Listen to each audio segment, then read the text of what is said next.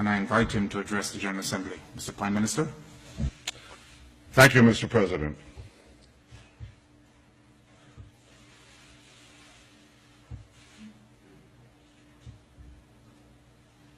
I feel deeply honored and privileged to stand here before you today representing the citizens of the State of Israel. We are an ancient people. We date back nearly 4,000 years to Abraham, Isaac, and Jacob. We have journeyed through time. We've overcome the greatest of adversities. And we reestablished our sovereign state in our ancestral homeland, the land of Israel. Now, the Jewish people's odyssey through time has taught us two things. Never give up hope, always remain vigilant. Hope charts the future. Vigilance protects it. Today, our hope for the future is challenged by a nuclear-armed Iran that seeks our destruction. But I want you to know that wasn't always the case.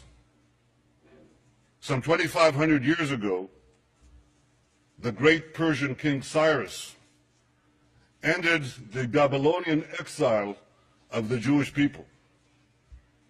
He issued a famous edict in which he proclaimed the right of the Jews to return to the land of Israel and rebuild the Jewish temple in Jerusalem. That's a Persian decree. And thus began an historic friendship between the Jews and the Persians that lasted until modern times. But in 1979, a radical regime in Tehran tried to stamp out that friendship. As it was busy crushing the Iranian people's hope for democracy, it also led wild chants of death to the Jews. Now, since that time, presidents of Iran have come and gone. Some presidents were considered moderates, others hardliners. But they've all served that same unforgiving creed, that same unforgiving regime. That creed that is espoused and enforced by the real power in Iran, the dictator known as the supreme leader. First Ayatollah Khomeini, and now Ayatollah Khamenei. Ladies and gentlemen, Israel will never acquiesce to nuclear arms in the hands of a rogue regime that repeatedly promises to wipe us off the map. Against such a threat, Israel will have no choice but to defend itself. I want there to be no confusion on this point.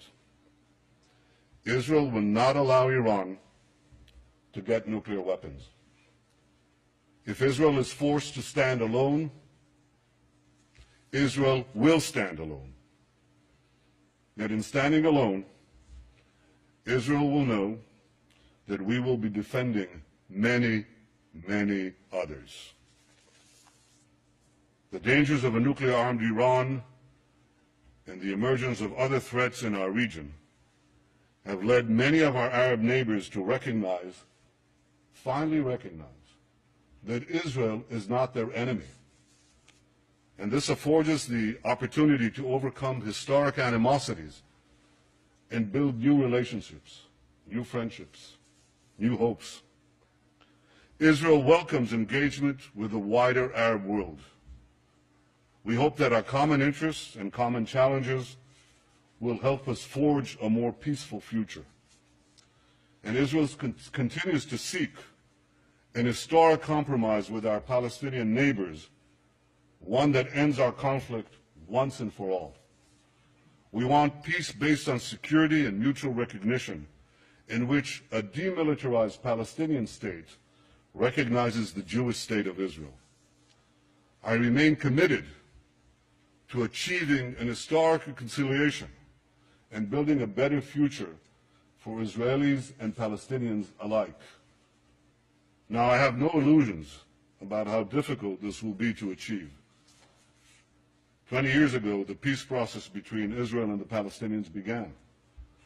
6 Israeli prime ministers, myself included, have not succeeded at achieving peace with the Palestinians. My predecessors were prepared to make painful concessions. So am I. But so far, Palestinian leaders haven't been prepared to offer the painful concessions they must make in order to end the conflict. For peace to be achieved, the Palestinians must finally recognize the Jewish state, and Israel's security needs must be met.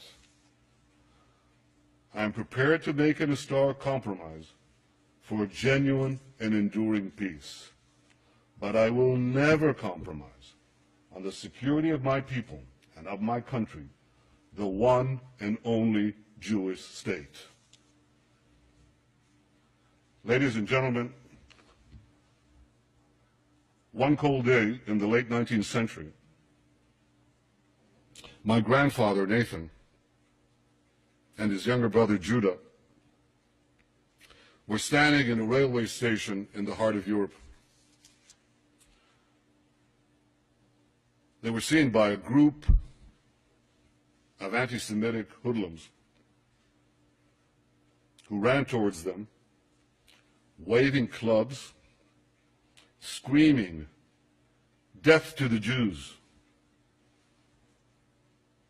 My grandfather shouted to his younger brother to flee and save himself.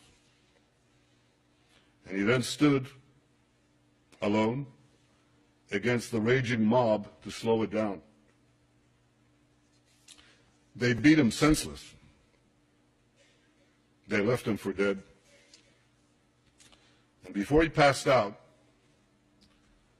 covered in his own blood, he said to himself, "What a disgrace. What a disgrace. The descendants of the Maccabees lie in the mud, powerless to defend themselves." He promised himself then that if he lived, he would take his family to the Jewish homeland and help build a future for the Jewish people. I stand here today as Israel's Prime Minister because my grandfather kept that promise. And so many other Israelis have a similar story, a parent or a grandparent who fled every conceivable oppression and came to Israel to start a new life in our ancient homeland.